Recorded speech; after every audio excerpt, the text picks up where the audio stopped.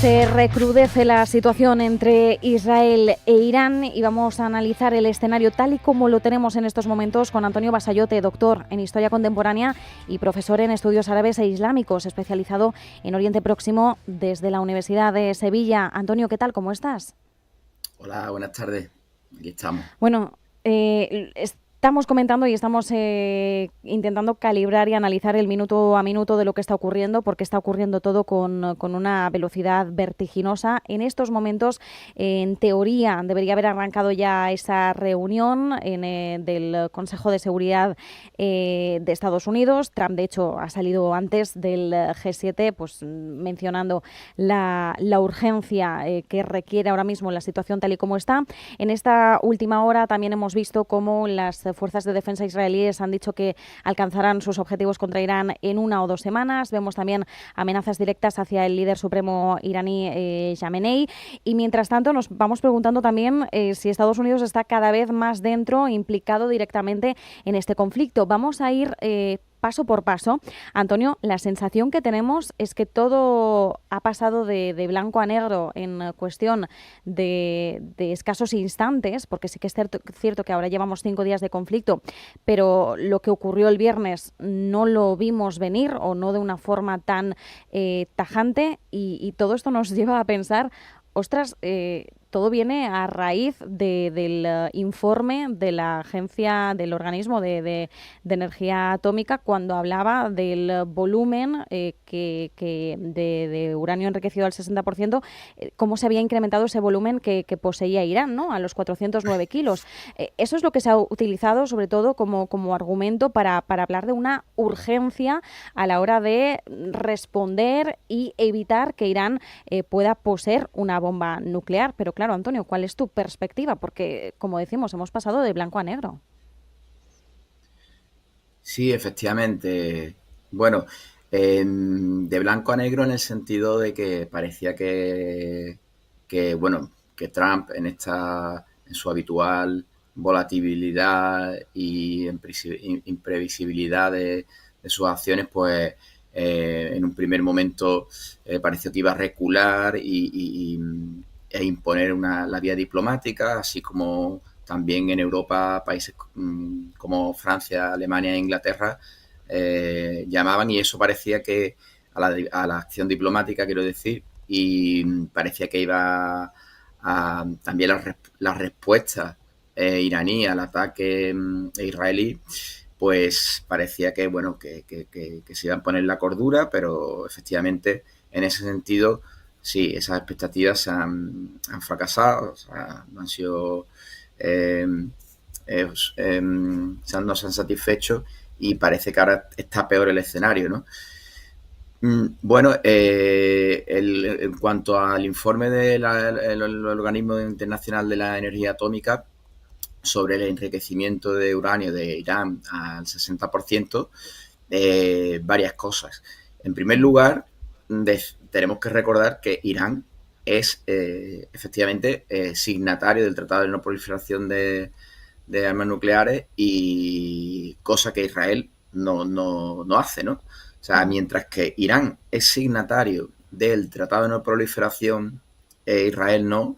Además, también tenemos que recordar, en honor a la verdad y bueno, a la historia, que es fundamental para comprender la situación actual, que Irán ha estado colaborando abiertamente con el Organismo Internacional de la Energía Atómica, cosa que Israel nunca hizo. Israel nunca Uh-huh. hizo porque, como bien sabéis ya, todos a estas alturas, desde pronto, al menos que se sepa desde la década de los 80, Uh-huh. Israel tiene armamento nuclear. Sí. Eso es algo que, pese a esa doctrina de ambigüedad estratégica que mantiene Israel en el foro internacional, aunque ni lo afirma ni lo desmiente, se sabe, pues bueno, pues para empezar por las filtraciones que hizo aquel técnico nuclear israelí Mordejai Vanunu al Sunday Times allá por 1986, después secuestrado por el Mossad y, secuestrado y encarcelado durante varias décadas. Todavía está en Jerusalén, bajo arresto domiciliario. Pues sabemos por eso y por los organismos internacionales especializados que Israel tiene un gran arsenal nuclear, cosa que Irán no tiene. Entonces, todo esto del programa nuclear que se ha utilizado como excusa del proyecto nuclear iraní es auténticamente una falacia. Es una falacia, es un pretexto más por parte de Israel para atacar a Irán.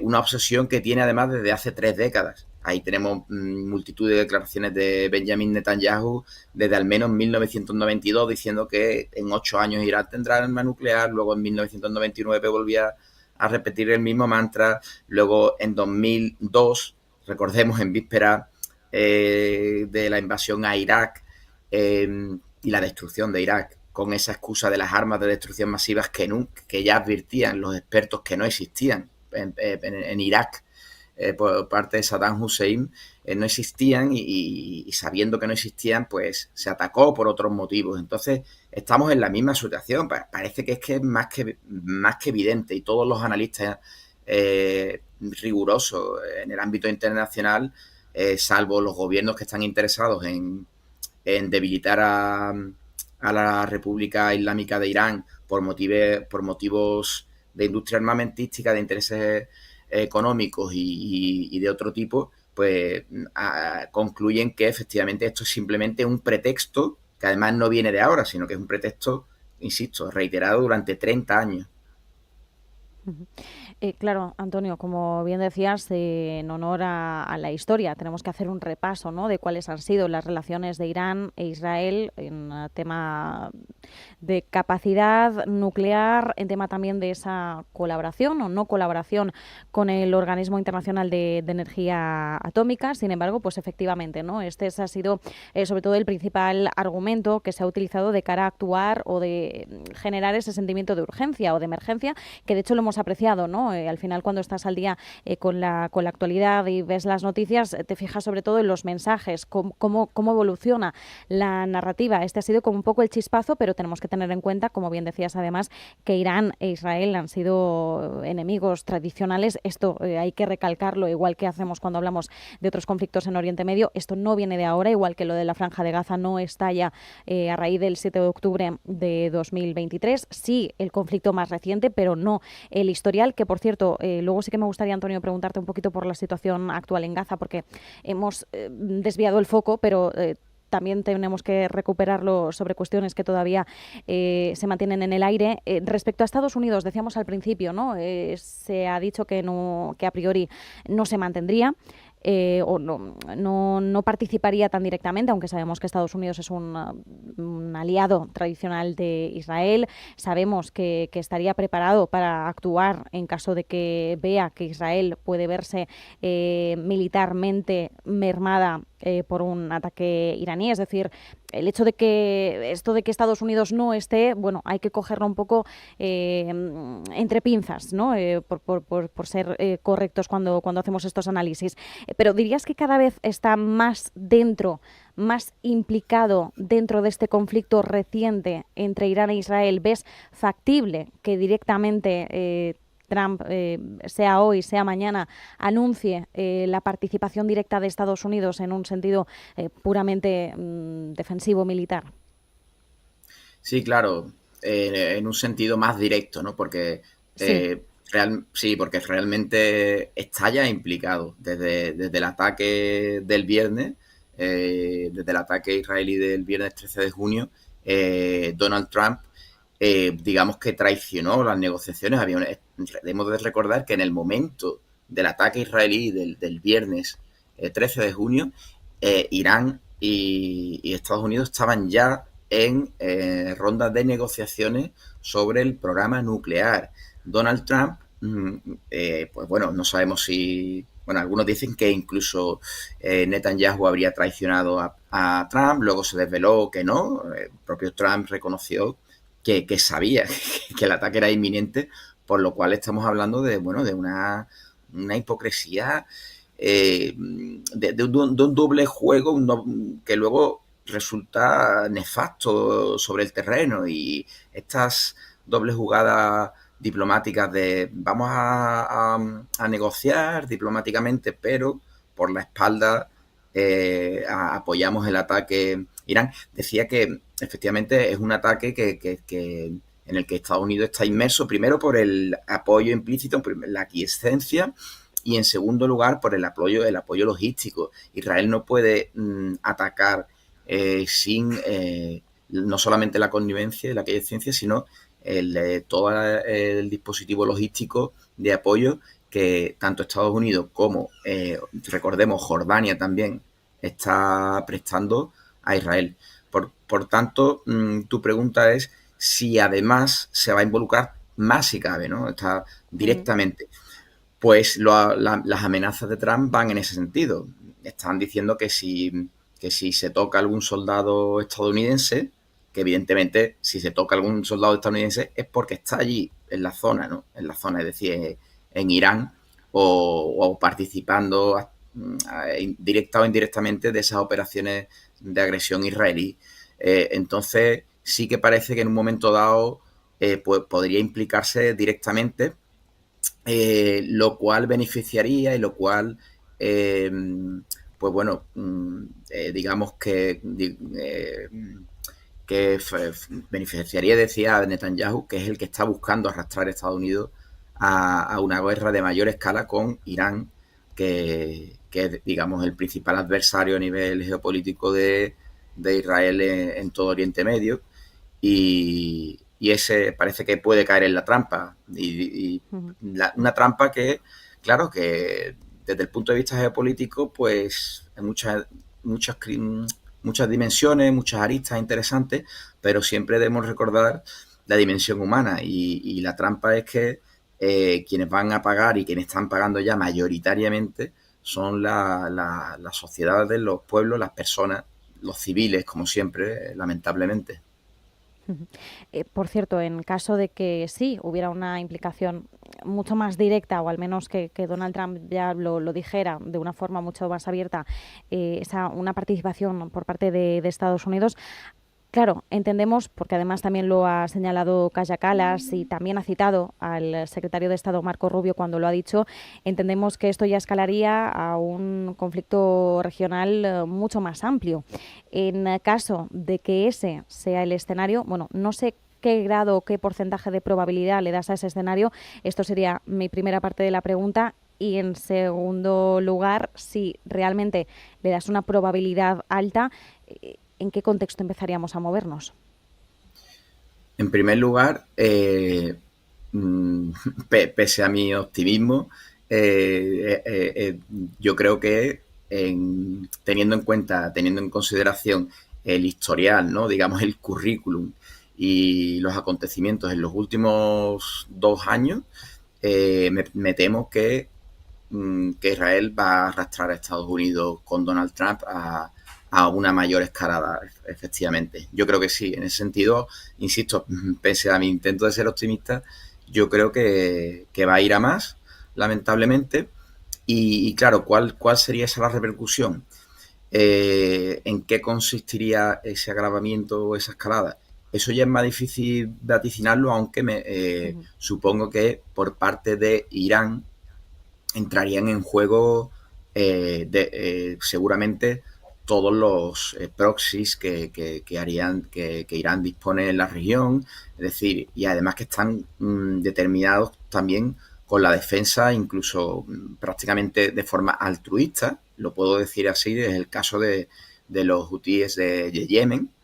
Es posible el cierre del estrecho de Hormuz, es posible también bastante viable que Hezbollah, a pesar de tener diezmada toda su capacidad por los ataques israelíes, pues que vuelva a entrar en acción, aunque está más limitada porque claro, Hezbollah, el suministro que tenía garantizado antes por tierra, ¿no? A través de Siria, ahora con el gobierno provisional interino facilitado por Turquía y por Israel y por Estados Unidos, entre otros países, de Tahrir al-Sham, ¿no? El Golani, ¿no? En Damasco, ese nuevo régimen en Siria blanqueado por diplomáticamente por Europa y por Estados Unidos principalmente, apoya claramente a Israel y eso limita a Hezbollah, ¿no?, como actor aliado de Irán. Pero aquí sí que podríamos ver la implicación más directa de no que sean aliados directos, pero potencias internacionales que además son cruciales y que no van, que tienen los ojos puestos aquí, pero están esperando de forma cautelosa, principalmente China. Rusia está inmersa en el conflicto en la guerra con Ucrania, siempre tiene mucho que decir por intereses en la zona. Si no se les toca sus intereses, es difícil que se involucre más allá de lo retórico y lo diplomático, que sería por lo menos lo diplomático, el esfuerzo diplomático sería bienvenido, pero China sí que puede entrar al trapo y como digo, pues Irán no, es que no le queda otra que resistir. O sea, se le está en los medios de comunicación aquí en Europa, algunos grandes medios de comunicación están cayendo en la trampa retórica, en la narrativa oficial israelí de guerra preventiva, programa nuclear iraní, etcétera, etcétera. Sin embargo, Irán no le queda otra que como Estado soberano defenderse. Irán no ha atacado a Israel en ningún momento. Irán, de hecho, está insistiendo a través de su ministro de Defensa en que está dispuesto a un alto al fuego en cuanto Israel deje de atacar. Ha sido el que ha empezado a atacar, así que veremos. Bueno, terminando, pues la pregunta que hacía, yo creo que, en primer lugar, retomando que sí, que me temo que esto va a ir a más, lamentablemente. Sí, y decías, pese al optimismo que profeso, ¿no?, o que intentamos profesar, evidentemente no desea nadie un nuevo conflicto geopolítico y menos una guerra abierta, un conflicto tan encendido. En las últimas horas, Antonio, se ha hablado del ayatolá Ali Khamenei. De hecho, Donald Trump, en su última publicación en Truth Social, ha dicho que saben dónde está, que es un blanco fácil y que por el momento, bueno, pues como queriendo decirte, tenemos vigilado, sabemos dónde estás y ojito con lo que haces, ¿no? Ese podría ser el resumen de la publicación. Y bueno, ha sido un mensaje muy en línea con el que trasladaba el ministro de Defensa israelí, Israel Katz, que de una forma bastante sutil trasladaba el mensaje de, ojo, que te podría pasar lo que le pasó al dictador vecino de tu país, ¿no?, refiriéndose a Saddam Hussein. Bueno, claro, además estamos viendo, y lo repasábamos al inicio del programa, que Khamenei, su círculo más íntimo se está reduciendo cada vez más. De hecho, diríamos que el líder está bastante aislado en estos momentos, ya no cuenta con todos los asesores que tenía a su disposición. ¿Cuál es el posible destino del líder supremo iraní?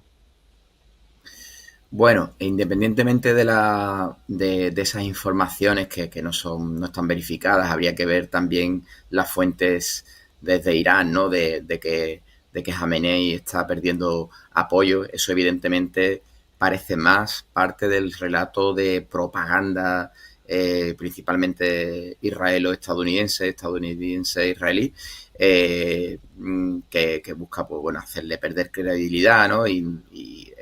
No creo que eso sea, no sé si es verdad, la verdad, no, habría que contrastarlo. Pero más allá de eso, sí creo que claro, a Israel y a Estados Unidos, la figura de Khamenei, por ser el líder supremo de la revolución, digamos, la figura jerárquica más importante, también con un importante simbolismo dentro de la jerarquía eclesiástica, por así decirlo, dentro del Islam chií, concretamente en Irán, que es una rama del Islam duodecimano, ¿no? Sería importante desde el punto de vista simbólico. Ya lo hicieron con Hezbollah, con Hassan Nasrallah, con algunos de los líderes de Hamas. Recordemos la muerte de Sinwar, que murió combatiendo en el terreno en Gaza, y también el asesinato de Ismael Haniyeh, del líder del buró político, digamos, del brazo político y líder de las negociaciones. Esto también me recuerda algo más importante, porque más importante que el asesinato de Khamenei, que sería más que nada tendría una fuerte carga simbólica y sí sería de todas maneras un salto supondría un salto más en la beligerancia y en la agresividad hacia Irán, ¿no? Ujú. Pero quiero recordar, en relación con esto que se recordaba de Ismael Haniyeh, relativo al movimiento de resistencia islámica de Hamas, que también en los ataques a generales y a cúpulas, a dirigentes, perdón, del cuerpo revolucionario, el cuerpo de la élite militar de la República Islámica de Irán, se asesinó también al líder precisamente de las negociaciones. Es decir, el mensaje es claro, a Israel no le interesa que Irán vuelva a las negociaciones. De hecho, no es una opinión, lo demuestra constantemente, ¿no? Igual que Ujú. hizo con Ismael Haniyeh, cada vez que se empezaba una ronda nueva de negociaciones para liberar a rehenes de ambas partes, rehenes israelíes, rehenes palestinos, Israel la boicoteaba y eso ha sido además reconocido, admitido dentro del seno del ejército israelí y bueno, ha filtrado a través de Haaretz y otros diarios. Más allá de la muerte de Jamenei, insisto, más interesante ha sido el asesinato del líder de las negociaciones sobre el programa nuclear con Estados Unidos. Pero sí que un eventual asesinato de Jamenei, que no es descartable, Ujú. Israel lo estaría deseando y es probable que si no lo han hecho ya es porque estén a mejor recaudo de lo que estén diciendo. Yo Ujú. creo que si no lo han asesinado ya, como hicieron con Hassan Nasrallah en Líbano y con Haniyeh, por ejemplo, de Hezbollah, dentro de Irán, en Teherán, en el que era el segundo ataque ya hace un año, ya Israel, recordemos, había atacado Irán. Yo creo que no lo han hecho porque no han podido. Ujú. Y de todas maneras no descartaría que lo hicieran. Sí, Ujú. en cuanto Ujú. puedan lo harían. Antonio, nos queda nada, poquito tiempo, pero quería Sí. aprovechar estos 2 minutos para preguntarte por la situación actual en Gaza, porque como decíamos, hemos perdido el foco de lo que está ocurriendo en la franja, pero ¿cuál es la situación más actualizada? Sí, efectivamente. Además tiene que ver, es Ujú. fundamental porque con este ataque a Irán y bueno, pues con ya la guerra, ¿no? Aunque sea de momento contenida, entre comillas, no es una guerra total, se pierde el foco efectivamente sobre Gaza y eso Mm. interesa mucho a Israel porque recordemos que las presiones se han venido produciendo a nivel internacional. Tenemos la marcha global hacia Rafah, que ha estado discurriendo por el norte de África y está retenida en Egipto. Hemos tenido también pues la flotilla de la libertad con Greta Thunberg, ¿no? Que fue Ujú. abordada, secuestrada ilegalmente en aguas internacionales por Israel. Bueno, esta semana en toda España hemos tenido manifestaciones multitudinarias. Ayer, por ejemplo, aquí en Sí. Sevilla, miles de personas en la calle contra el genocidio en Gaza, pidiendo basta ya, fin al genocidio y, por supuesto, fin al bloqueo de la ayuda humanitaria que sigue sin entrar entre cuentagotas. Y ayer mismo, a lo largo de la noche de ayer, de la madrugada, hay vídeos. Además, B'Tselem, la Organización Israelí de Derechos Humanos, y periodistas palestinos sobre el terreno han documentado cómo fueron asesinadas 64 personas, madres, padres y niños sobre todo, que iban a buscar comida.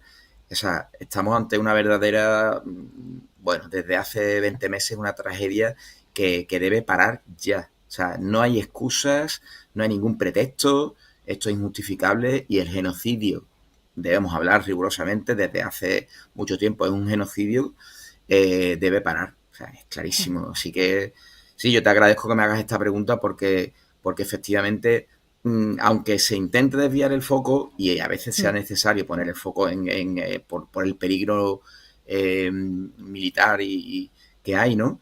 Mm. También no debemos olvidarnos de esos 2 millones de personas que están en un campo de exterminio. Ya es que ni siquiera es un campo Efectivamente. de concentración, es un campo de exterminio.